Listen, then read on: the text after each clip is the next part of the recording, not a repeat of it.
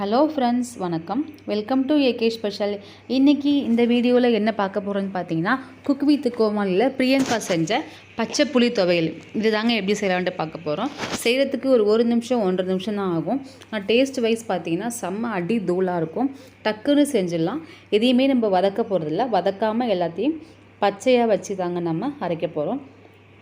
நான் நெய் ரோஸ்ட்டு 2 போட்டு வச்சேன். ஸோ அந்த நெய் ரோஸ்ட்டுக்கு இந்த துவையல். இது தோசைக்கு மட்டும் இல்லை, இட்லி இப்படி எல்லாத்துக்குமே சாப்பிட்லாம். ஸோ வாங்க எப்படி செய்யலான்னு சொல்லிட்டு வீடியோக்குள்ளே போகலாம். இப்போது நான் இதுக்காக வெங்காயம், பச்சை மிளகா, புளி, உப்பு வச்சுருக்கேன். புளி கொஞ்சம் கூடவே வச்சுருக்கேன். இது எதையும் நம்ம வதக்க வேணாம். பச்சையாக போட்டு மிக்ஸி ஜாரில் சேர்த்து அரைச்சி எடுத்துக்கலாம். எல்லாத்தையும் ஒன்றா போட்டுக்கோங்க.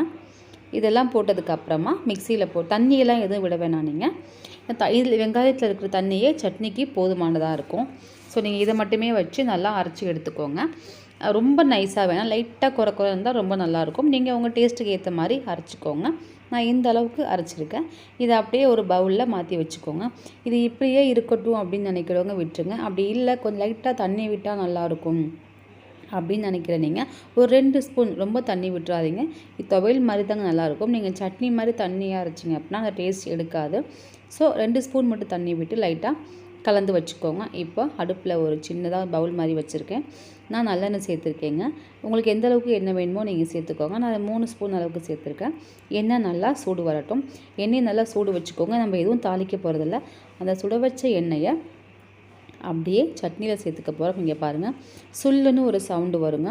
அதுதான் இந்த சட்னியோட பச்சை ஸ்மெல்லை எடுத்துரும். இந்த சட்னியோட டேஸ்ட்டை அல்டிமேட்டாக தூக்கி கொடுக்கும்.